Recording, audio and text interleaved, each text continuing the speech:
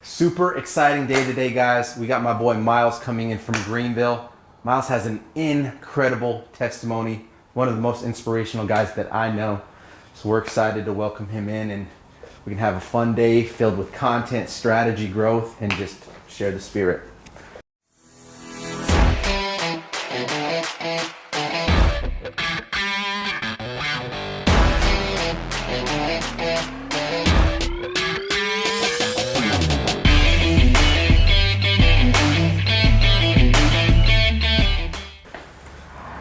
What up? Yo, what's How you doing, bro?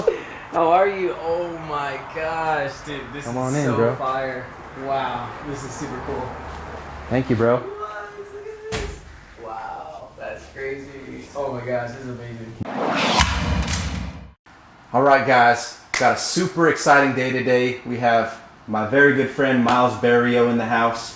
What's up, Myles, man? welcome, brother. Thank you so much. Yeah, man. Appreciate you inviting me. Yeah, so Myles came in from Greenville.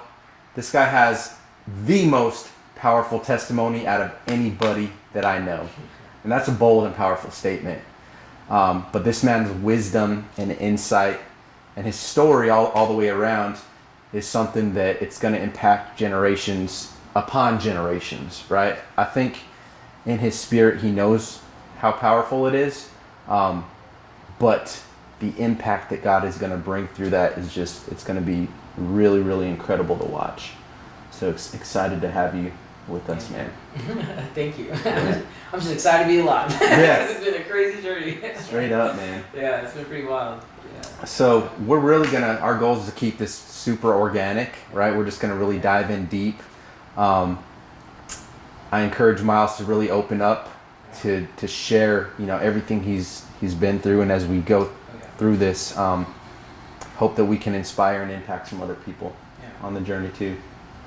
So wow, dude, let's get straight raw to the point, man. So let's go to the accident, bro. Let's go to like that day, that moment. Like what was happening in your day prior to the car accident? Yeah, and again, I know we talked a little bit earlier about like just it was just kind of crazy, just a typical day. I mean, I had thought, the day was just over. I was doing just normal things throughout the day. And actually I was at the gym, coming home from the gym when the accident happened. Now, the interesting thing is I don't ever like go to the gym at night.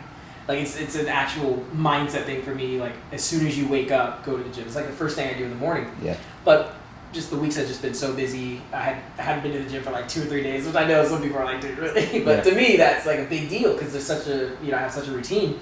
2 to 3 days I hadn't been to the gym. And that particular day I was like, man, I just have some time at night. Like I asked my wife, I was just like, honey, can I just go run to the gym really quick and just go work out? But one thing I would love to throw out there, because I really encourage people, like, and we had talked about this a little bit when we were at the mastermind about the idea of being in the best shape of your life. Yes. Because we really work on making more money, especially as just young men, or just men in general, for females, just people in general. We think about just the lifestyle, traveling, the house we live in, cars, friends. We focus a lot on things material at an excellent level, but not our physical, actual body. And which is interesting to me because here's the reality, and I know a lot of people don't really talk about this, but the only reason, because if I ask you or anybody, is being in the best shape of your life, is that like a good thing for you or a bad thing? I mean, obviously, it was sounding good. Yeah, it was good. Like anyone was like, oh, it'd be amazing, right? Do you think that it would positively impact every other aspect of your life? Absolutely. 100%. Right, exactly. But then why don't people do it? The true reality is that it's hard.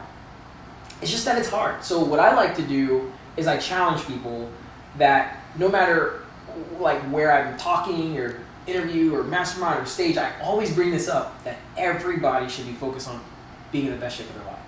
And the reason for that is because it does 2 things. Number one, it's a mindset shift. If it's one of the reasons why I wake up early in the morning, the first thing I do is go to the gym. If the first thing you do when you open your eyes is something very difficult and kind of like, oh, I gotta get myself to the gym, but you accomplish it. Yeah. I mean, what do you think the rest of the day is gonna be like?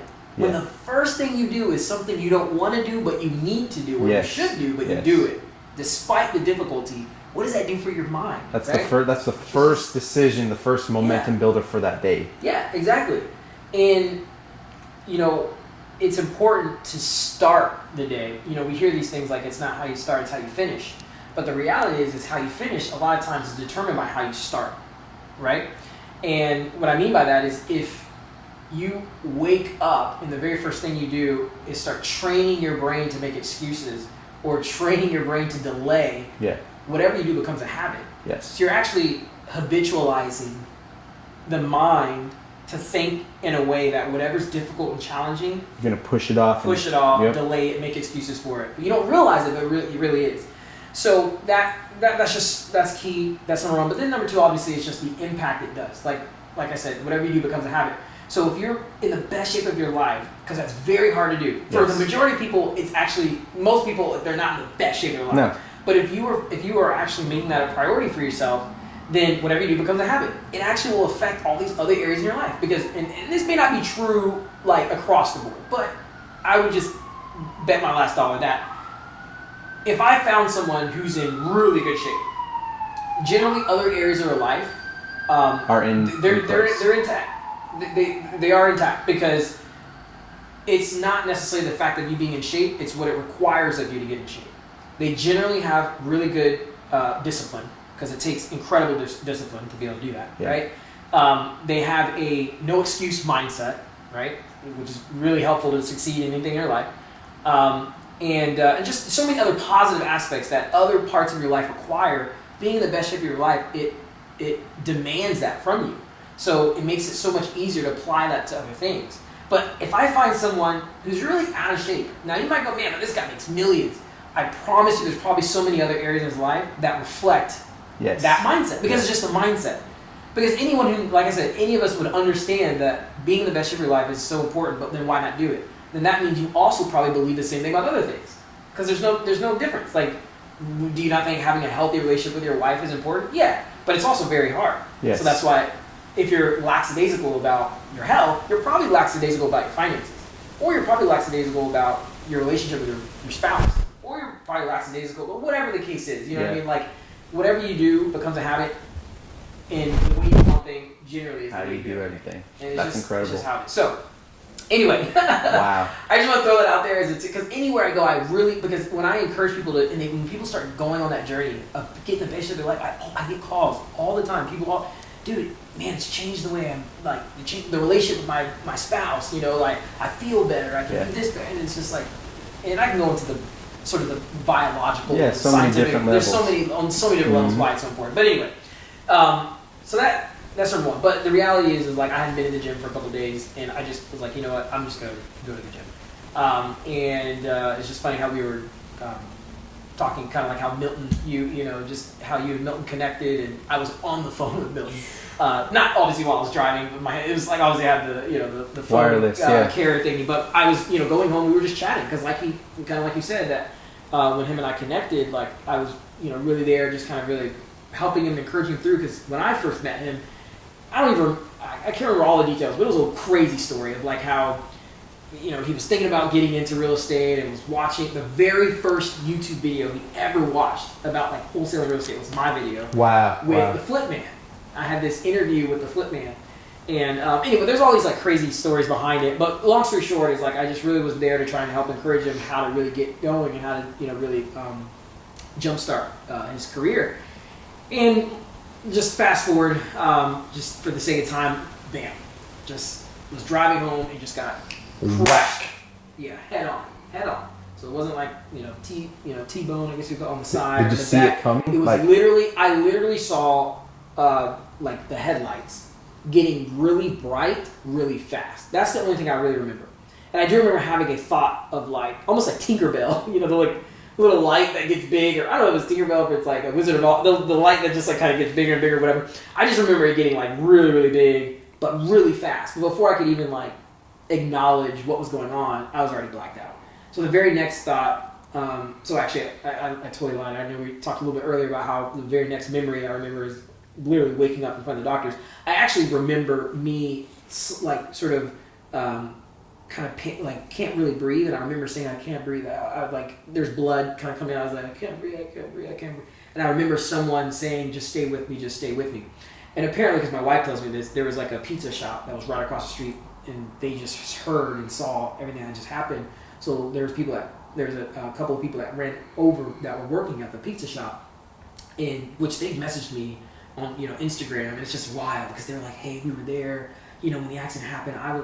One of the girls like reached out to me. She was like, I was the one holding your hand, telling you to stay with me, stay with me. It's just so trippy. It's just kind of crazy. I was just like literally dying in that moment, and then blacked out because I just remember saying, I can't breathe, stay with me, and then I just blacked out. And then the very next moment is basically the doctors asking, because they have to kind of have permission, or get consent, like basically just amputate my leg. Which, again, in that moment, I'm like, whatever we need to do, I guess, to like help me not die, like whatever, let's just do it. So I just agreed to it. Obviously, I couldn't even speak. I think could you comprehend in that moment? I don't really think so. Honestly, it's hard to really identify whether I was like super coherent or not. I just remember shaking my head, as in like whatever you have to whatever, do. because whatever they're asking me in order to move forward, I'd rather just like not, you know what I mean? Like make that difficult and delay time. Like let's just whatever, guys. Like whatever you need, let's just make it happen. So I just remember that, I just agreed to whatever. So then I remember getting blacked out again because obviously I went under surgery, and then I just remember waking up. I was just in a bed. Every limb was casted up, because I had compartment syndrome in every limb, which the doctors also told me is very rare as well. That they haven't seen, at least, these are doctors that have worked at Prisma for a very long time. They've seen all kinds of injuries. They were like, we've never really seen something like this. Where I had compartment syndrome on all of my limbs. So this was casted up all the way here. This leg, obviously, was amputated, was casted up all the way here. This arm, thank God, obviously has become more of my stronger arm, but it actually was, like, the wrist was broken. So when I was driving, the car that hit popped my wrist back. So that's why you probably can't really see, but there's those two holes right there. Yeah. There were nails that were coming out of that to hold my wrist together. This is obviously skin graft, so that was all like just kind of bleedy, or just wide blood, open, fleshy, wide open. So everything was just casted up.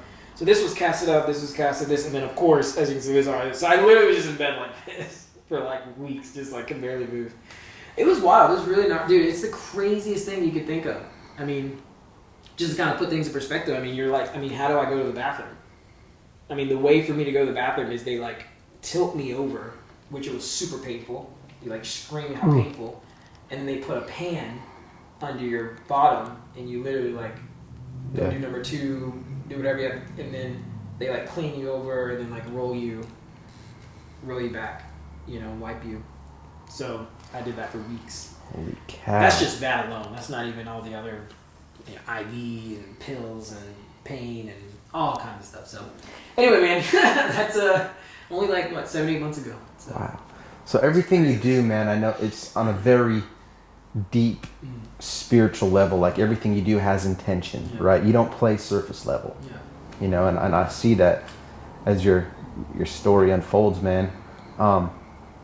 What would you say that one of the greatest lessons were that you pulled out of that experience? Yeah, I think the greatest lesson for me is the importance of preventative, not reactive. And what I mean by that is, a lot of people hear how I sound now as I talk about what happened, but this mindset didn't happen because of the accident. This was something I developed and created as protection. Yeah, years and years and years and years of groundwork. Dude, it's 2021. I mean, I've been like all in personally developing everyone you can think. Jim Rohn, John C. Maxwell, Darren Hardy, Les Brown. I can just go on and on. Yes. This list. And audios, thousands and thousands of hours, YouTube, just all types of stuff. Since I graduated high school, which was like 2011. You know what I mean? I mean, it's like almost a decade of plus, doing this for an incident that just recently happened. And I think that is such a huge lesson for people that, a lot of times someone might have to go to the hospital, get rushed, for whatever the reason is, and they find out that it was really like a change of lifestyle that would fix whatever was going on as a health issue. Like maybe they need to stop eating, as much fried foods or sugar or whatever the case is. But the reality is you don't have to wait until you go to the hospital and there's an ambulance for you to make good decisions or for you to prepare yourself for what is just true for everyone. That we all will have to, at some point, battle some kind of really difficult, traumatic experience. Like, I don't think there's one person on earth that doesn't have some kind of traumatic experience. Yeah. Now, it doesn't necessarily mean you got shot in the head and you're like survived through that, whatever. Traumatic could be at different levels, but the idea is traumatic as in it breaks the normal cycle of your day-to-day of what's comfortable and what you're used to. Something that either has you on the brink of death, something that has you, like I said, maybe not physically amputated, but mentally, spiritually amputated. Something that's just so set apart from what you're used to that could really be debilitating and imprison you. You have to really break through. And it really requires you to focus on that before it happens. And the reason I'm saying that is because I think so many people take for granted the importance of personally developing and also your faith. And that, to answer your question, that was like the biggest lesson for me, is that I'm still sometimes not even surprised. I shouldn't be. I really shouldn't be surprised because, again, like I worked for this. I prepared my mind and my heart and my spirit for something like this that could happen and did happen, right? Now, I didn't know that this particularly was going to happen, but I knew that it was important to really be sound in my faith and really have a positive mindset. Not to look cool on Instagram, social media, Facebook, but because life is real. Yes. And when, ish hits the fan, you got to be ready. You got to be prepared. There's a quote that says, if you fail to prepare, then you've prepared to fail. Yep. And that's true. If you fail to prepare, then you're just preparing to fail. Like, you have to prepare for what's true about life. I mean, we get so sort of blindsided by just like the routines and trends and the focusing on what people think and just kind of living day to day and just kind of, not being intentional about where our mind is, our heart is, that when these things do happen, you're just not prepared for it. And it really will impact you in such a dark level. Yeah. And I never got to a dark place. It's not me being like, oh, I'm so cool. I just never got there because of what I did prior. So let's kind of go through that. Wow. So the reality is my faith in Christ. Number one, it was the number one thing. And if we walk through what I thought about the accident, number one is when the accident happened, when I was in the room, they do what they can to kind of help really like numb the pain you're going through, right? Yeah. Whether it's medication, mentally, emotionally, but even emotionally, right? There's in all hospital rooms, what do you see? This big TV, right? Because that's the easiest way to sort of medicate yourself in a way that like removes you from really dealing and coping with whatever's going on. Not even coping, because that is the coping mechanism. Right. It's like it's numbing. A way it's that's a distraction. numbing, it's distraction. Exactly. Yep. So I almost told them to take the TV out of the room, but I didn't want to be extra. But I just didn't turn the TV on. I sat in the hospital bed for days and days and days in silence. That's weird. With intention. Right? With right? intention. Yeah. And that's what but that's so, I mean, you want to do everything to just kind of get out. I don't even want to think about this. I just want to watch TV until I get out of here. I just want to numb whatever it is. I sat in silence because I wanted to go through all of the mental ups and downs now while I was in that bed. Wow. Because, and I'm not trying to just be all like, dramatic about this. I'm really serious that if I didn't do it then, you will have to at some point.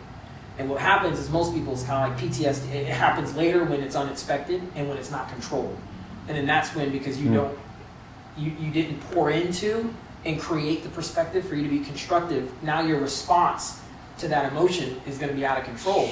And that's where you maybe go drink yourself to whatever, and then or maybe your spouse, there's stuff that's going in it, maybe all these different things that happen that are out of that you never poured into in a way that was constructive.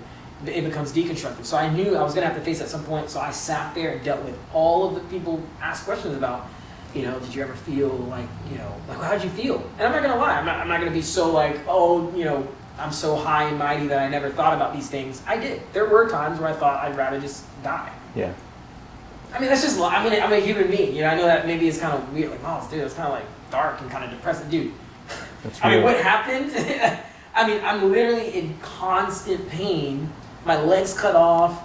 All of this is wrapped. This is all skin graft. This was all skin graft. This is actually all skin graft. nails through here. There's metal everywhere. I mean, and I'm just sitting, and it's just constant pain, constant pain. I mean, you just like wanna. I just wanna like. Sometimes if I had just died, I just wouldn't have to feel this. But then what kicks in is my faith, right? But I had to go through that though. Yeah. And what kicked in was me now fighting what the enemy wanted me to believe and create as a story for myself to now tell myself the truth. And we have to be willing to tell ourselves truths. And what I mean by truths is telling yourself the story that actually allows you to be constructive based on what it is that you believe. And what I mean by that is because whatever it is that you tell yourself is your truth. Yes. So some people go, well, I'm not worthy, I can't be successful, I can't, whatever the case is, that actually is true for you. Someone goes, Myles, don't say that, that's not fair. If you think you're not pretty, if you think you're not worthy, if you think you're a loser, these are your truths. Yeah. They're your truths because you're telling yourself that. You're telling, your brain has to believe what it is you're saying out of your mouth. If you believe something in your heart, so shall it be true, right? So shall it be true. It is your truth. So the reality is change the truth, right? You can have a new truth, right? But you have to have a foundation that allows for that to be solid, right? Just like it says in Scripture, right? You have to build on solid ground, right? If not, when the waves come, when the storms come, it'll wash that away, right? So my truth that I started telling myself was, wait a minute, what's the reality of this? The reality of this is, number one, and we might be getting a little too deep here, but for anyone who's a believer, let's just walk through this because I think it's important. I think two things happen as a Christian when something's so traumatic to you. It's different when someone else, I mean, you're like, oh, pray for them, pray. But when it happens to you, it's like, okay, now, what's going to really come out? Here's two things that generally happen. A, you really, and it's just true, you honestly just get angry at God. Yeah. You really just go, because think about it. I mean, dude, first of all, I don't even drink. I don't like to drink. When we were at the mastermind, I talked about it. Literally my whole life is now completely altered forever in the most difficult way by someone drinking alcohol. I don't even like alcohol. Like, what the heck? I'm like, God, like, dude, like. Why me? What the heck? I don't even like tell people to stop drinking. And like, what the, you know what I mean? So you'll get really, either A, get really angry, like, what the heck, dude? Like, this is so not fair, right? You go, this is totally not fair. Or the second thing that happens, I totally understand why we do this as Christians, but again, we can maybe go, this could be a whole nother long conversation. But I'll go ahead and say it because it's really important as Christians for us to truly, not just go based off of what trendy quotes are out there or what we think sounds good because it helps, but should truly understand the character of God. And what I mean by that is, you'll hear Christians say, well, man, Myles, I mean, just look at you, man, like, dude, I mean, God gives his biggest battles to the strongest soldiers, man. There's something, there's some purpose, there's uniqueness behind this, man. This happened to you because, like, dude, look how you think, look how you are. Like, dude, if anybody would go through this, it'd be you, man. God knew, like, he gives his biggest battles to the strongest soldiers. I know this with good intent, but that's actually wrong. Because what that insinuates is that God did this to me. Think how twisted that really is as a Christian. That in order for him to show his children and his people that he loves them, he had to take someone like Myles, who, like, first of all, doesn't drink alcohol, like, I don't even associate with that. Like, I'm so against, like, doing stuff like this. But he had to have some twisted story where some drunk driver must destroy his body in hopes that he responds in this way so that people go, oh my gosh, God's so awesome. That's not the character of God. The character of God is not to harm you in order to show people that he loves you. That's not the character of God. What the truth is, the reality is we just live in a world of sin and death. Yes. And I know most people are like, it just doesn't sound fun and cool to hear that. It's just true. We just live in a world where people make bad decisions. We live in a world of sin. We live in a world of disease. These things are truths. They're just real. So it wasn't God's doing. God didn't do this to me because he just thought I'd be so, like, impactful and empowering. No. What happened is that this happened to me. Things just happen sometimes. Like, it's just, we live in a world of sin and death and disease. It just happens.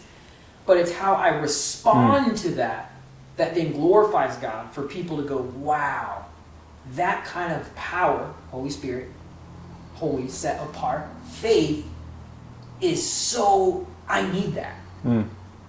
What is this that, because what allows me to do that is my love for Christ because of what he did, sending his son. Again, we don't have to go through all the details, but it's what drives me to respond the way I do. So it wasn't that God did this to me because he just knew that I would be so like motivated. No. Someone made a bad decision. Yeah. It's not like God gave that girl the bottle, she drunk it, and he created this whole story because it's going to be cool. And dude, that's so silly. That's totally, but we don't think about it. We just say certain things. So anyway, these are the things that I'm all going through. I'm in the hospital, right? That allow me to go, wait a minute. That means I also need to totally forgive this girl immediately. So people ask like, how do I feel about her? And I tell people all the time, I've never felt a negative feeling towards her ever. And that's not me being... That blows my mind. And it's not me being, again, like so high. It's just, again, these are the truths that, again, because of my faith and the mindset of personally developed, like understanding how you walk through trauma, how could I be angry at her? This was already a piece of your character that was implanted far, far before this. Oh, yeah. And it facilitates you to think through at such a high level. Because, yes, it's true, for years and years I personally developed and things like that. You know, something like this is hard to prepare for just really like this. But because of the work I did, it made it a lot easier to navigate through. Yes. That's the difference. See, if you just get in your car and you hope to go somewhere and you don't know how to get there, it's going to be pretty difficult. You may get there, you may not. Yeah. But see, if you use a GPS, a tool, a system, it'll show you left, right. It'll make it easier to navigate. Now, it doesn't mean it's always going to be easy. There might be a roadblock. There might be some construction. But then what happens? It readjusts, it recalibrates. It tells you, okay, go this way, it goes around, and you can get there. So I still had to do hard work, right? But all of that personal development and my faith really walking through, not just going to church, not just reading the Bible, not just doing the things we think we're supposed to do, but truly studying what the character of God is, understanding the story of Jesus, understanding what faith really means, all these different things, like truly diving into that so that when things happen in your life, you respond. Your internal compass is already set. Exactly. And you know where your focus is. Exactly. Yeah, wow. But I had to forgive her, and that was the last thing I was going to say, is because she made a mistake. Yeah. She honestly, and I know that's like so crazy. It's like, dude, what? Come on. But that, again, is the power of truths, the power of your faith in Christ and perspective that allows you to be constructive rather than destructive. Because if I was angry at her, I'd be drinking my own poison. She could be living her own. I don't even know what's going on in her life. Yeah. But I'm so angry at her. I'm so, all this stuff. That's affecting me. Yeah. That's affecting my day of creating the life I want to create. Producing good fruit. Empowering my family, doing all these positive things. I can't do that. A negative mind can't produce positive results. So if I'm all angry and negative, and it's like affecting my life, because I'm like, this is stupid. I hate them angry. Dude, it's not gonna do anything for me, right? So that's really just like sort of a side effect of having the mindset. But the reality is you have to literally think through it in that way, is that I actually have to forgive her. Because on a fundamental level, and because of my faith, but just even on a fundamental level, she just made a mistake. Yeah. We've all made mistakes. Would you not want to be forgiven for mistakes that you've made? Of course. Right. But what makes your mistake better than hers?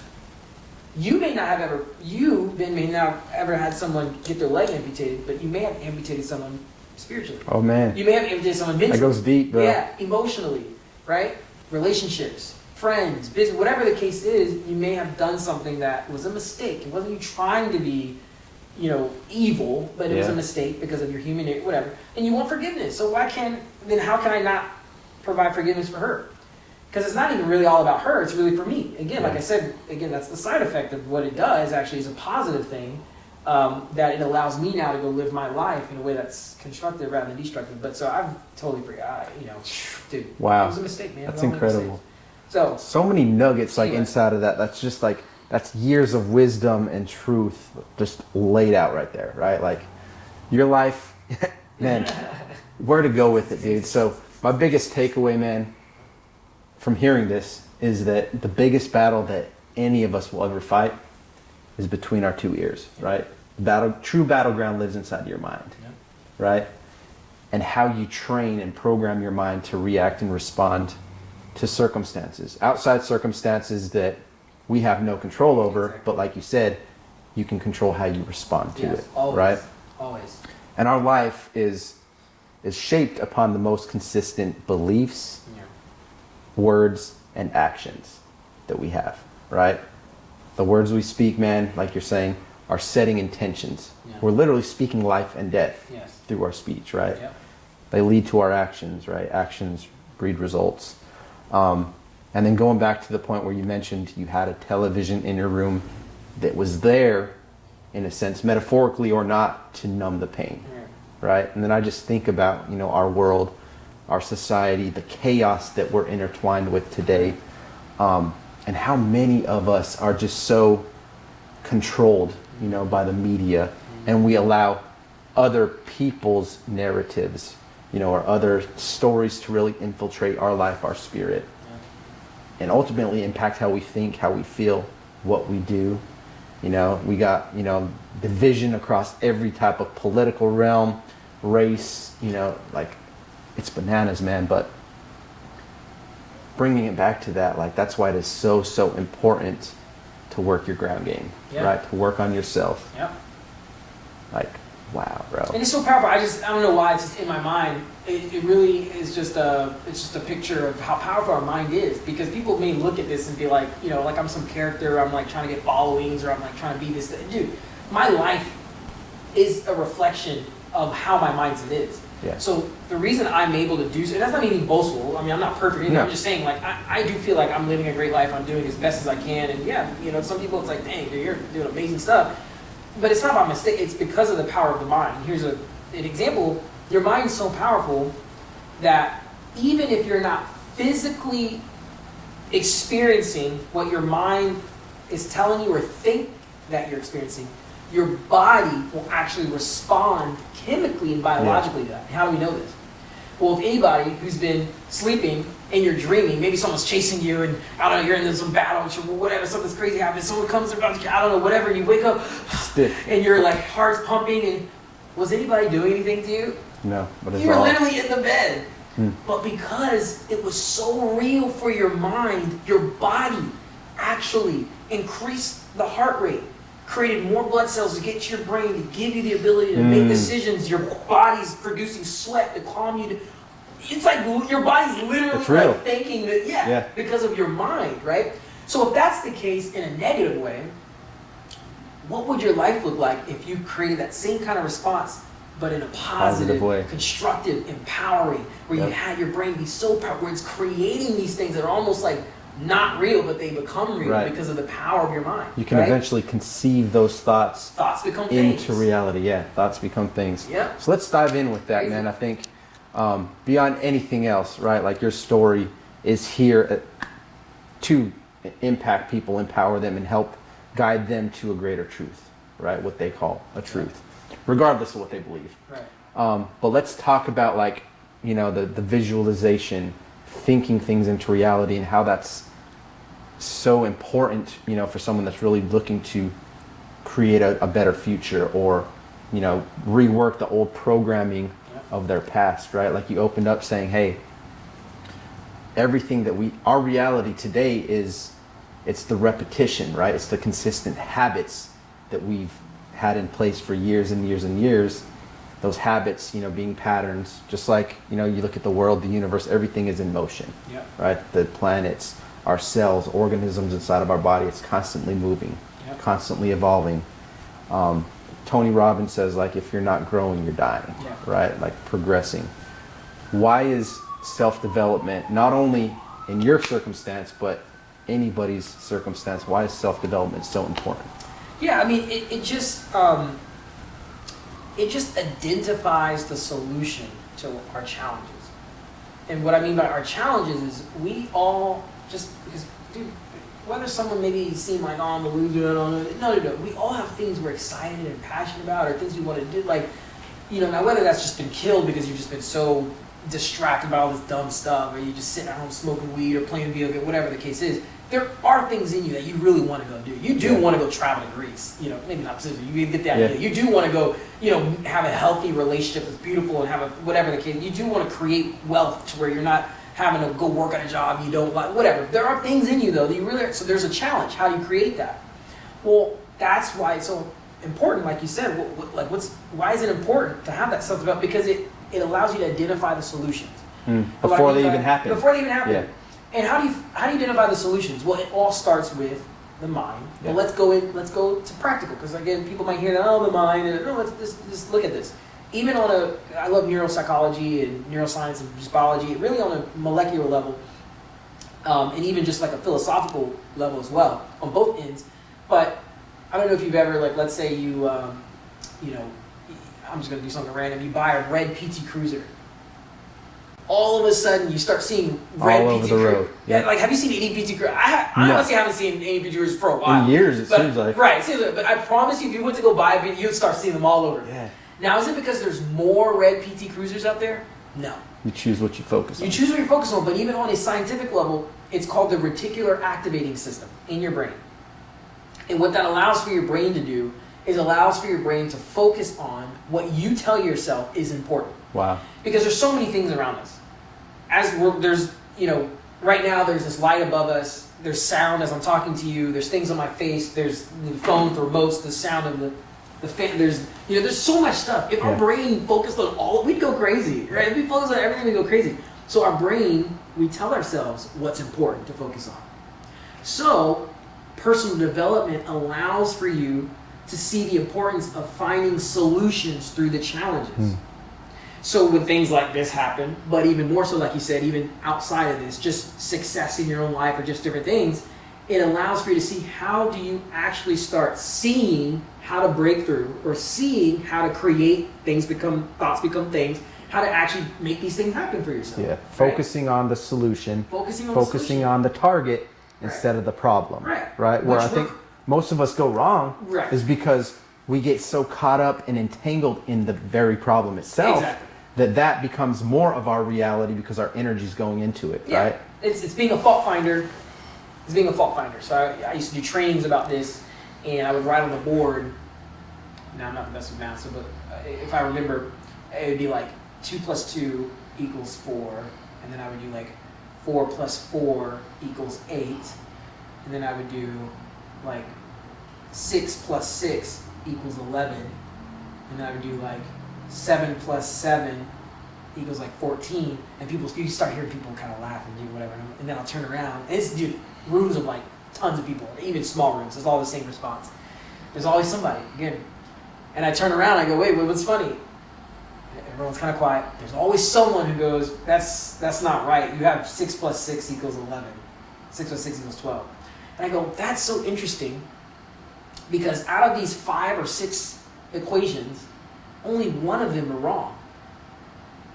But 4 out of 5, over 90% was good. But see, we're trained to always focus on that negative thing. Because I promise you, there was somebody who was, it didn't even register. Yeah. But I promise you, as soon as I put 6 + 6 = 11, there was someone, the way their brain's wired, they immediately go, oh, that's pointed out, yeah. And that translates to every area of life. Translates to everything in your life. They say a man who only has a hammer starts to see everything as a nail. So what that means is, a man only with a hammer, he's limited in his toolbox. He only has one tool. So it actually doesn't matter what's around him. Everything comes from the perspective of the limitation that he has. Wow. So if you're always a negative person or a fault finder, you just start to see life in these ways. Right? It's almost not directly, but almost a reflection of your own insecurities, your lacks and your doubts. Oh, absolutely. And because it's a reality in your life, regardless if you recognize it or not internally, right? Those start to shine through your character, right? And you start to point out other faults because of the imperfection inside. Yeah, it becomes a limitation. It's the only tool you have. And that's why personal development, it starts adding all these tools. That's incredible. So now you can see life differently. So now, when I have my leg cut off, now when I've been out of my real estate business for 5 months because I'm going through rehab, my ankle's like fractured, my arm, all this, I don't just have a hammer. I have so many tools. I can see life in a way where I see solutions. I see solutions. So despite what's going on, people go, dang, how are you doing all this? Because I have all these tools. And that's the power of personal development. But if you don't develop your mind, if you don't understand the reticular activating system, you don't understand how your mind, your thoughts become thing, then you just become so limited. The one hammer, and everything only is seen through the lens of just having a hammer. And you operate in a reactive state. In a reactive state. Opposed to being proactive, where you're almost beginning with the end in mind, or you're seeing and thinking through the solutions instead of getting caught up in the small menial problems that might be present today. Right? And it's not that successful people have any less problems than you and I. In fact, they might have more. A lot of times they have more. Right? But they just ask better questions. Yes, again. And as a result, they find better solutions, better answers to those questions. Yep. So they just have more tools. That's it. It's easy to play the victim, like especially in the world today. Right, of course. The victim mentality is almost like it's inbred. It's almost propaganda. Yeah. That's fed to us like, hey, life sucks. You're the victim. Yep. Call this number. We'll make it all better, right? Or whatever the case might be. Like, you got to think it's all by design, right? Like, whatever the case is, the powers that be, the darkness, the evil, the devil, whatever you want to call it, just really infiltrating our life, infiltrating society, and controlling the masses based on fear. Oh, yeah. Based on fear, bro. Oh, yeah, man. That's deep. Oh, yeah.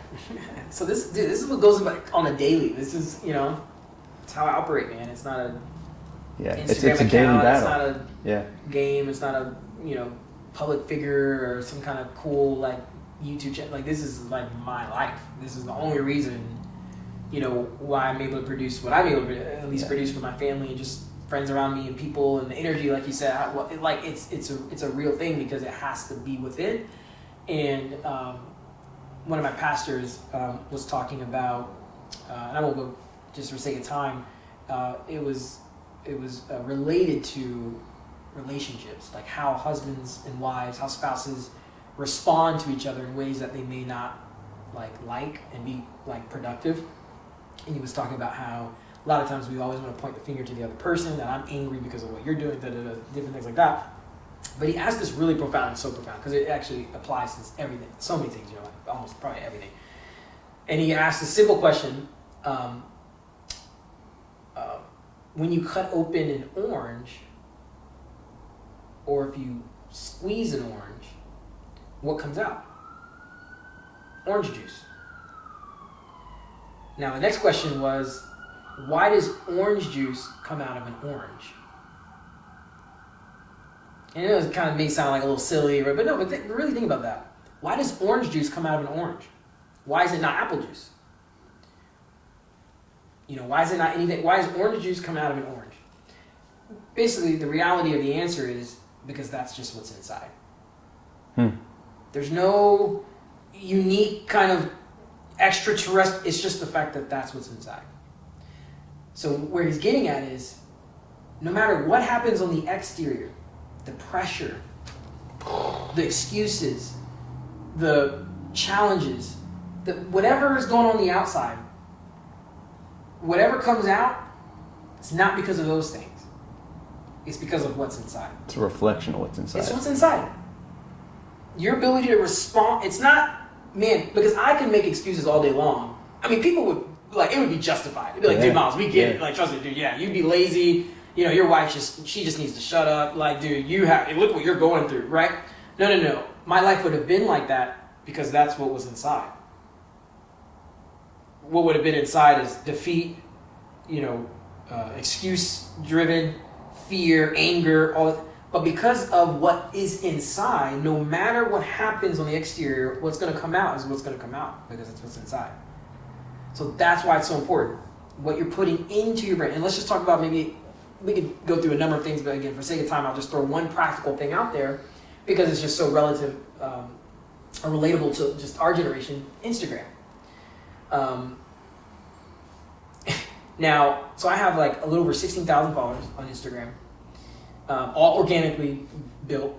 I used to follow, I used to follow a little over 2,000 to 2,500 people. If anyone goes on my Instagram right now, I think I'm down to now only 300 that I follow. And the reason where I'm getting it's not about just the follow count, but here's what I'm getting at. I noticed that when I would open my Instagram, which mainly is just to put stuff that empowers them. I don't necessarily get distracted and just sit there and go through, I don't do that. But the reality is your environment is your environment. And it's all like osmosis around us.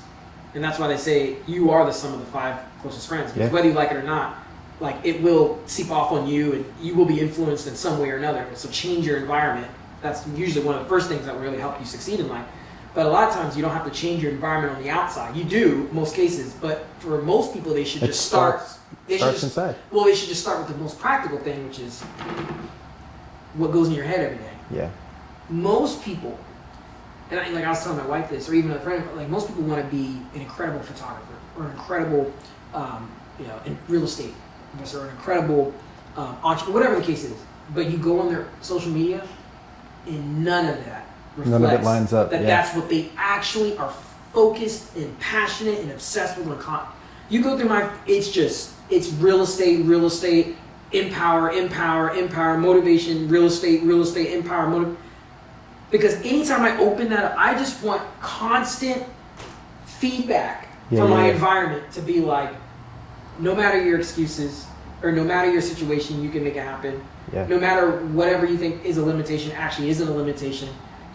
Just constant, here are possibilities. These are things that you like. I mean, I'm seeing, people that I know that are turning, old vacant motels into like this amazing, short-term rental experience. It just expands my mind even more. What I'm saying is like, so many people are limited to how they can expand their mind and be influenced in a positive way because even just the most simple, basic things are just looking at just fluff, dude. Nothing that's empowering them, nothing that's stimulating their dream cycle and wanting to go out and do big things and opportunities and there's so many things that is just dull and just like trivial that they're watching and looking at on a daily because of this. Because of that, we spend so much time, dude. Think about it. I could be people like, dude, you're kind of exaggerating. No.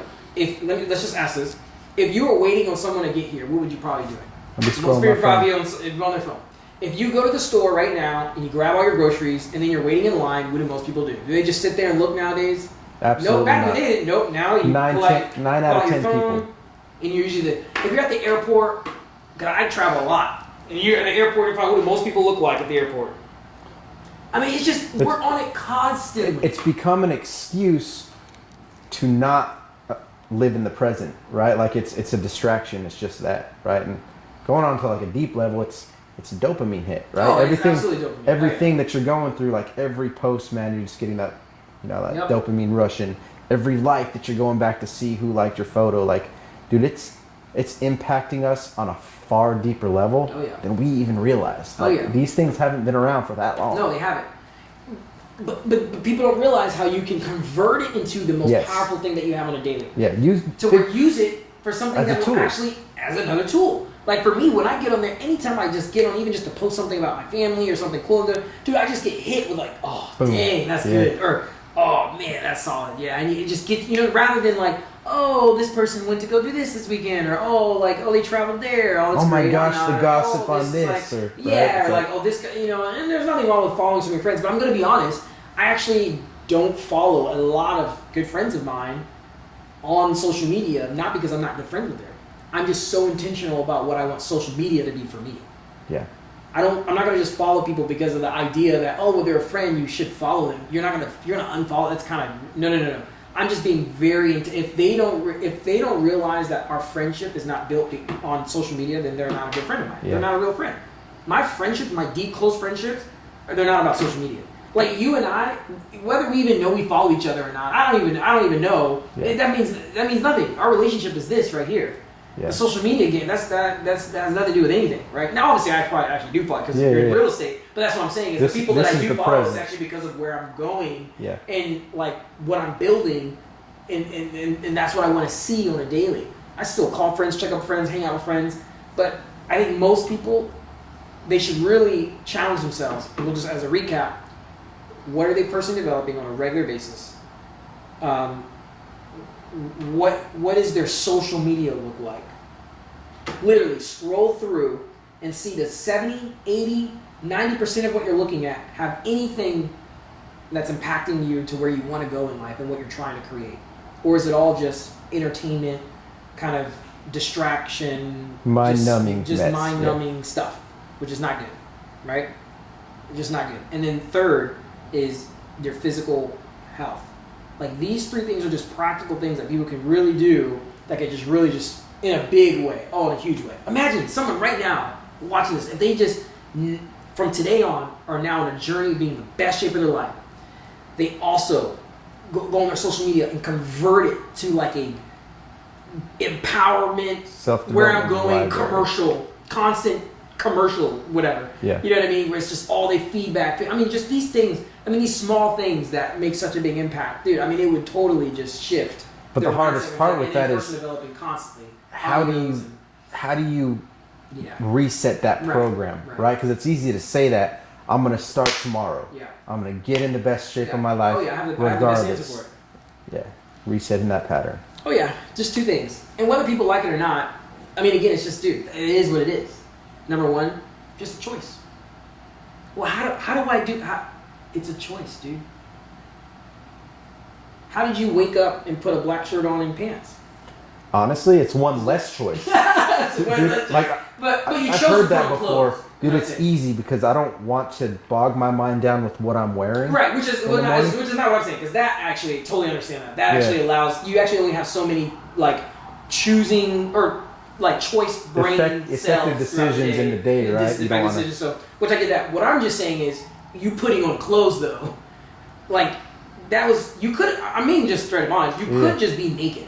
It's true. If you really wanted to, you could have just, it's not that there's a gun to your head right now. This is your off. I mean, this is your own off. You own this. You could be naked if you want to. And if I didn't like it, what could I could just leave. Yeah. And there's no police officer that would come in and put you in. This is like. I mean, they might if I was walking.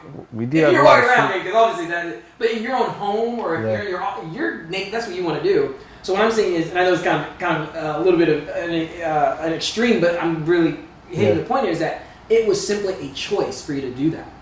Now. That's number one. The second thing is commitment. Because you can make a choice, but the thing is, do you commit? Being married is a choice. It's not a commitment. People get that wrong. Marriage actually isn't a commitment. I never thought about that. Marriage is a choice. Because think about it. In order for you and I to get married, and that might be weird, but in order for me and my wife, whatever. Whatever. In order for us to get married, we just go do what it takes to get married. Yeah, fundamentally, simple choice. Yeah, it's just a choice to go do that. Now, does that mean we're going to have a healthy, intentional, successful, forever committed relationship? Depends. Yeah. If we are committed. So choice and commitments are two different things. So that's how you do these things. Is I first had to understand the value of personal development. So I had to just make a choice. Because most people understand the value. I mean, you can't argue that. Everyone understands if you listen to people who are telling you positive things about how to live your life positive. I don't care what people want to argue about. Like, come on. You know the values of that. It's good for you. Everyone knows that. Whether people want to act like it may not, or everyone knows its value. Because to some people they might argue, and it is kind of arguable whether they think social media is valuable for you or not. Because there are people that are just doing their thing and living a great life that have no connection to social media, and that's fine. But when it comes to the mind person developing, because of what is out in the world and what happens to us and the negative things that we either see or kind of even happens outside of our own like choices, things that just kind of come into our mind and that we see, you do have to train your brain against a lot of these things that really keep you, lit on safe harbor rather than taking risks and going out there and living a great life.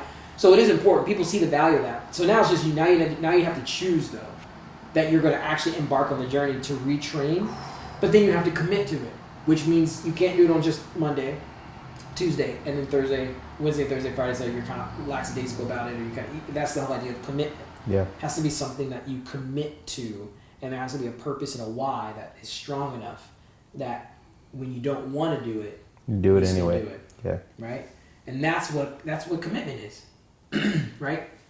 Committing to something is doing it long after the feeling of doing it disappears. Like when you go to especially because we're in real estate and things like that, it could be any seminars, conventions. You get so fired up, you're excited. Yeah, people want to go out and I'm going to do this. It's all the emotion and the spike is high, but that will Back to the mundane on Monday. Yeah, that will dissipate. And when it does, what's going to bring you through? Commitment. When that feeling goes away. Yeah. So that's incredible, man. Choice, commitment. Let's talk about where you are today, right? To wrap it up, like we started off, Myles, traumatic thing happened. The mindset, the grit, the tenacity, and the commitment that he's, worked his ground game for years and years and years, a decade plus, right? Let's talk about where you're at today. Like, what does life look like? How does it feel? Yeah, it's good. I mean, basically, I'm on a daily schedule. I have an entire team out in the Philippines, from a real estate business, all the way from operations manager, all the way to what I like to call LQs, lead qualifiers. I know a lot of people call them cold callers. That's a whole other conversation. But so there's that where my business is automated for wholesaling. I'm in real estate, rental properties that I'm working on, fix and flip that I'm in the middle of, and then just quality time with my wife. We travel a ton. We just got back from Augusta, spending time with my family. We're going to be going to Phoenix, Arizona in about 2 weeks, and then in about 4 weeks we're going to be going to St. Lucia, and I can do my business anywhere and everywhere. So it's the beauty of being an entrepreneur and working from wherever you are. That's a part of my life, but the other part of it is really pouring back into people. So I have what's called W2F, so wholesale to freedom. So I have students where I'm teaching them how to land their first deal in wholesaling. That's awesome. I'm a part of a nonprofit called Sunday Dinner with a Twist, and we go out in Greenville, and all the different areas where homeless people don't have a shelter, don't have a food bank, or don't have access. We go out, and there's a lady who basically cooks a home-cooked meal every Sunday. We take that food and we go and deliver home-cooked meals to all these different individuals, as well as not just feed them, but give them resources, things that we don't even think about, like tents, bug repellent, clothes, shorts, portable shower, all kinds of stuff. And it just became a 501c, so we're working on doing a lot of cool things. One of the coolest experiences, and it was again a whole nother conversation that we can have, but it's just one of the common topics out there about making a lot of money, right? I mean, a lot of people have their own reservations and own opinions about it. I just see it as a tool. Yeah. You should make as much as you can because you can, so that you can serve people as much as you can without any limitations. Without a doubt. That's all you have to have. You don't need to be like, oh, but being rich is not important. Oh, but having a lot of money is dude. If you're able to 10x, 5x, 8x, whatever x your income finances, if you're able to, why not? That's the question. Why not do it? One, it gives you freedom. Two, it gives you the ability to choose to do what you want when you want, to spend time with family instead of being tied down to a 9 to 5. Absolutely. Right? And you can give, like you said, to a far greater extent. Absolutely. And impact more people. Right? Without resources, you're very limited. You just can't. And I love what Grant Cardone says. He talks about you can't go to Whole Foods and you can't buy bread with a hug. Like you just can't go to the grocery store and buy milk with like a smile.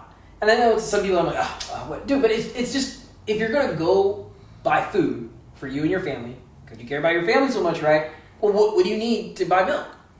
I mean, dude, you're just going to have to use money. It's good. If it's $2, $3, you have to spend that. Regardless. Whether you like it or not. So it's not about how you feel about money. It's just using it as a tool so that you can focus on the things you do care about. Focus on. I don't love money, right? It's the whole idea of scripture. It's not the love of money. It's what it can do for us. And the reason I was bringing that up is because, and it's not being boastful, obviously, we make great income, we do a lot of different things. I'm just using this as examples. Like one of the things that I'm just so I never had this many years ago when I was broke and struggling financially and getting out of college. I'm so grateful we have the opportunities that we have, and we've really created what we've created because it allows us, like you said, to serve people in ways that's insane. Like just a couple weeks ago, one of the things, going to the homeless, we go to all these different groups. I saw a guy, homeless guy, that had both legs amputated. Old black guy with both legs amputated in a wheelchair. The old-fashioned wheelchair. I mean, we're talking this guy's probably in his 70s. I mean, I'm not. I promise, I'm not kidding. This guy's old, both legs amputated, grungy, and just. I mean, you know how much that sucks. Oh man. Dude, I mean, you already have you're homeless, you're older, your legs are getting, you're like, I mean, it's just, dude, how incredibly impactful and much easier his life would be if someone could just buy him an electronic wheelchair. Just an electronic wheelchair. How much more? Now, it won't change everything, right? But do you understand how much of an impact just to be able to not have to exert so much energy all day long just to get anywhere? And you're hungry, you're tired, and you're just to have an electronic. So what did I do? Of course, I'm like, I tell the guy's name's Red, who kind of runs the whole thing. I said, Red, dude, like, I want to buy him a freaking electronic. He's so like, dude, that's freaking amazing. Like, oh my gosh.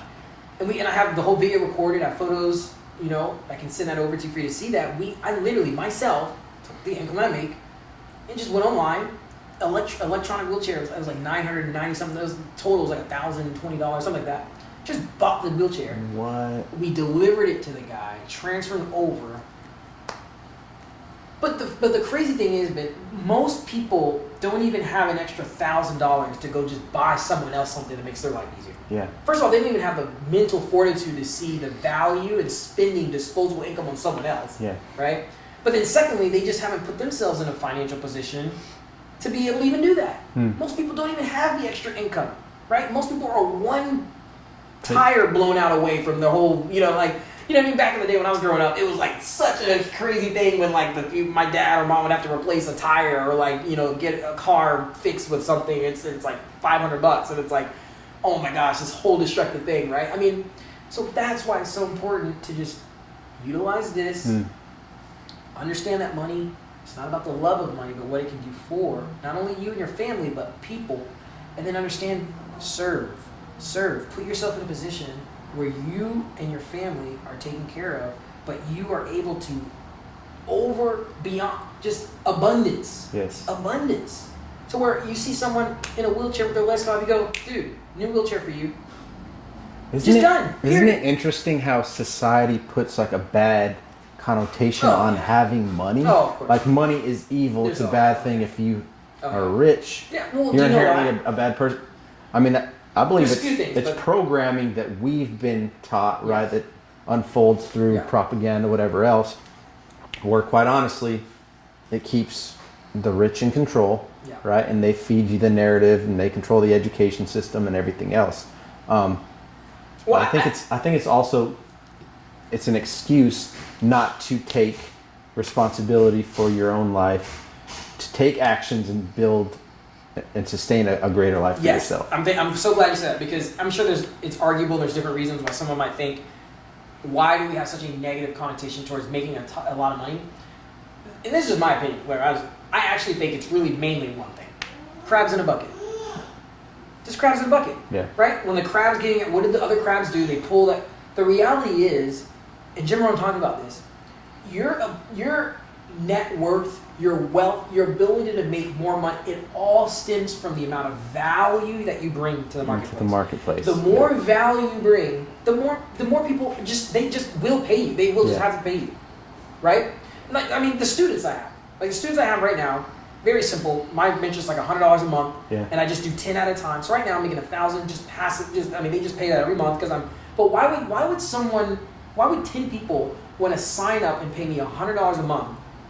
That's a no. Just for us, it's a no-brainer. Because of the value that I'm bringing them, right? The value I'm bringing, right? Most people, they're like, how do I make an extra $1,000 a month? Just like that. I mean, they don't understand that you haven't either A, recognized the value that you have and put together what you need to obviously put that out there, or B, you just haven't developed that value yet. You need to go do things, learn things, grow, add value to yourself so you can bring it to market. But the reality is it's hard to level up in value for someone to really pay you for the knowledge or the service or the skill that you provide. So because it's so hard, most people don't do it. Yeah. And so because most people don't do it, or they have a hard time doing it, it's the crabs in the bucket. They want to make you feel bad for you being able to do it. That's not fair. Their beliefs too, right? It's also their beliefs. Like, yeah, it's a belief system. Why would you charge for knowledge something that you could just talk about, right? It's taken years and years and years to develop. For sure. Right? But I think the biggest value is it's compressing time, right? Like, if you can take the knowledge of somebody else that, again, you're a decade in, right? It took a decade to attain the wisdom, more than a decade, right? Yeah, But probably. to attain the wisdom, the knowledge to where you are. If you can give someone a shortcut, show them the blueprint and speed up that learning curve, that's irreplaceable, dude. It's irreplaceable. But that's the challenge, man. It's hard. It's hard for people to create such value that people are wanting to give you money for what it is that you can regurgitate to transfer. There's a transaction. Yes. And for them to give you hard-earned money, there needs to be some kind of value that's equal or more for them to pay. And most people haven't figured out how to create that, to put it out in the marketplace. So they want to, step on everyone else's light and, make you feel bad for the fact that you were able to, and you're rich and wealthy. Oh, good for you. We're struggling. We blah, blah, blah, blah, whatever the excuses are, and the reality is everybody can create wealth for themselves. Just not everybody does. Just not everyone does, but you can. And I think that's why there's a negative connotation, because people don't. Then there's also issues around it. Like my mom and dad had a lot of financial arguments and issues because they didn't do the work that allowed them to create enough value, that allowed them to have the type of wealth. So then they struggle. So then there's negativity around that thing, and then they pass it on to their children. And that's why we have to break out a cycle. And that's why with my kids, even now today, I've changed the dynamic for my wife about finances. She knows I am so free. I am like a river with money. Imagine teaching your kids to be a river. To not number one, just hate money and be like a dam where you're just blocking. But to not also be a reservoir where the money, it just sits, you accumulate, and you just have it. Like a body of water without an escape route. But just you're a vessel where it just flows freely, and there's abundance of wealth. So that's why I do these things. I let my kids. My stepson, he saw me buy a homeless guy a wheelchair. It's $1,000. Most of the time, I'm the guy that if I'm at Starbucks and there's someone behind me, I'll just pay for theirs. Or if I'm my family, we go eat out or whatever, and I know that the next person's about to pay, I'll just pay for theirs. I want my kids to just know, number one, serve people, love people in very random, amazing, ridiculous ways, because most people don't do it. But then secondly, just serve. Give it away. Wow. Because it's so abundant. And I do it, it's so funny, I'm the one who will do it so much. And financially, and I'm not multi-millionaire, but we're okay, financially. Yeah. So how's it that someone who's always just, because again, the way what I put out, thoughts become things, and being the Lord blesses me because He also knows where my heart is. It's like David. Yeah. Right? I mean, the Lord will bless you in ways that He knows that you're going to serve and bless others. I mean, why would you give someone something that you know they're going to just destroy, or they're going to dishonor, or they're going to, you know what I mean? Like, you're going to give something to someone you know they're going to appreciate, they're going to cherish, they're going to steward well, right? So when you change your mindset about money, and you understand that there's an abundance, and you understand that you have to just add value in the marketplace and be a river, man, so many things start happening, dude. Wow. So many things are happening. So I always encourage people, dude, start, dude, don't just, need to go outside and just start blowing money, but start challenging yourself when you feel that little urge, like, I don't want it, and do it. Yeah. If you're going to go eat out and dinner, and the server maybe wasn't the best server, and you see the tip, and maybe you were thinking about giving that first number that came up, you got some money, and you were thinking about maybe tipping them $25, $30 tip, or $50, but you go, nah, let me do $5. No. Do the first number that comes up. I do that all the time. I do it all the time, dude. When my wife pulls up, I'll have my wife talk to you. Literally just it was like last week. We ate at the pho restaurant in Spartanburg, and our total meal was like, I think $25, $20, $30, something like that. And I tipped the guy $50, more than what the meal cost. I'm telling you, I promise you this is what happened. He literally goes, whoa, sir. He's like, wait, what did you do, man? He thought I made a mistake. He was going to cancel the whole thing. Wow. He was like, wait, what did you do? Because the total was like, obviously in the 80s, 90s. He's like, whoa, right? And I go, no, you're good. He's like, what? He's like, whoa, no, what do you mean? And he's like, dude, it's a $50 tip. And I'm like, yeah, bro, you're good. What? I mean, just so mind-boggling to people. And it's just $50. I mean, I've done something where I've left $1,000 tips. I have a YouTube video where I give someone, I leave $1,000 tip in Huddle House, or we go to Waffle House. And it had always been my dream for just back when I was struggling and just I always had a dream of like, I want to be able to get so wealthy where I'm serving other people in crazy ways. Come on. Not just for myself. So I have a whole video. We literally, my wife and I, we go to Waffle House. We have a basic meal costs us like $3, $4, $5 at Waffle House, right? And the server, of course, they're thinking the meal is only like $5, $10, whatever. Yeah. And they're probably gonna get maybe like what $4 tip or whatever. And I live with $1,000. Oh yeah, dude, what happened was the whole video's on YouTube. You definitely check it out. But anyway, it's stuff like that. It's not free, and I didn't even stay. So it wasn't about me getting like all of the like praise and all. We left. We left. So it wasn't like it's not about getting the praise for it and all that stuff. But it's just can you do those things for people out in the world? And you just need that kind of servitude, and we have the resources to do that. And if you can, then why not? That's incredible, bro. You have to. You have to. So. Yeah, goes back to the thing, man. Like, it's simple, but be the source of what you seek, right? So, if someone's thirsty, or if you're thirsty, give someone else a glass of water to drink, right? If you're hungry, give someone else something to eat. Even if you don't have it financially, right? Give freely, for it will be given. Right, and there's ways, again, and I love that you said that, because people think that they have to be rich to start giving. There's so many things people can give right now with wherever situation they're in that actually would help somebody. They just, again, it goes back to reticular active. You don't have the perspective to see life in that way. You have the hammer, so everything looks like a nail, because you only have one tool, and you haven't told your brain what's important, so you don't have your reticular activating system focusing on these things. So if you start telling your brain it's important to serve people, you're gonna start seeing all these ways to serve people, even outside of money. And then you're gonna start taking action to start adding more tools on that tool belt. So you don't just see everything as a nail. You have all these different tools. So now you see solutions. Yeah. Now you see how you can start doing all these things, no matter what financial situation you're in. So anyway, so important. It's all up here, dude. That's amazing, bro. Yeah. That's amazing. Thank you, bro. Thank you for sharing your testimony, man. Bro. Seriously, this is awesome.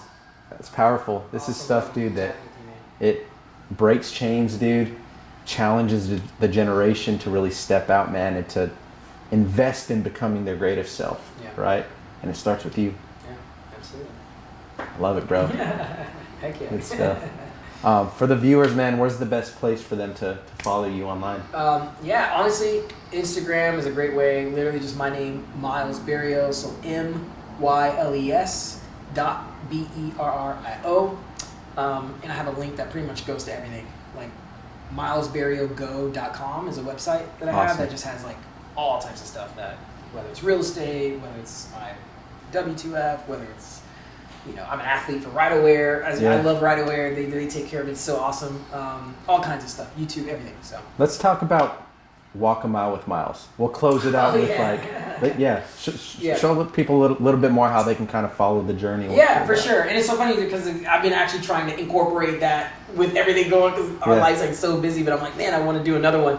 I'll try to keep it short here, obviously, for the sake of time. But basically, Walk a Mile with Myles started as a mindset thing. It's another, again, whatever you do becomes a habit. So I want, even in the midst of my injuries, I want to train myself. Not only that I'm mentally capable of doing all these things, but I'm physically able to break out of things that used to seem impossible that are possible. That's why if you go on my Instagram, you'll see me hitting a golf ball, with a club, and I have all these injuries, and I have one hand, and I hit some pretty nice shots because I'm teaching myself to play golf, even despite of everything going on. Just break the limitations, right? So the Walk a Mile with Myles was, I want to be able to walk a mile with all this, but my daughter on my shoulders as well. So I literally bought this like shoulder pack thing out of Europe. They created it out of Europe, and basically just buckle my daughter on my shoulders and just walk a whole mile with her on my shoulders. And the idea is two things. A, just a very physical like experience of just taking hard steps. Just keep going. Oh, it's just like, oh my gosh, she's getting older, and she's not like light. Yeah. It's not like she's like a little newborn, so it's heavy. Then plus the prosthetic, and then my ankle, so it's just like, push through that. But then it's also to empower other people on a sort of philosophical or metaphoric level, that no matter how challenging those steps are in your life, to just keep taking them, and at some point you'll get there. Martin Luther King says you don't need to see the whole staircase to get to the top, you just need to see the first step. Wow. And that's not just like a motivation, that really is just, again, it's just true. Think about it. If you just see that first step and you just take that, what's the very next thing? The next step that's right there. You take that one, you take that one, if you just keep taking those steps, eventually you're going to get to where you want to go. Yeah. But so many people get paralyzed by like, oh my, they look at the whole staircase. How do I get to? Oh my God, dude, just take the first step. And just keep you're gonna get there, right? So that's the whole walk a mile with mom. Just keep taking the step, man. It's maybe not big, you're not leaping, you're not jumping, you're not running, but dude, at the end of the day, you're gonna get there. One foot in front of the other. One foot in front of the other, just keep going. Come on, bro. So that's like the walk a miles. But on a sort of bigger level picture of it all is like we had such a crazy response in Greenville. We live in Greenville. Literally, news channels came out. This is a whole crazy thing.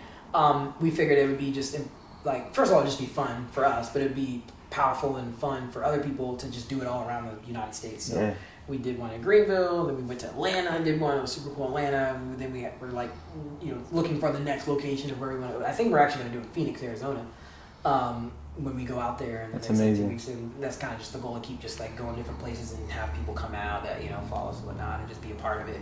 So. Yeah. Man, your work has just begun, brother. I'm excited to follow the journey. Thank you, man. Thank you. Yeah, man. Cool, man. Love it, bro. Absolutely the same. Hope you guys got something out of that. I'll see you guys on the other side. Peace.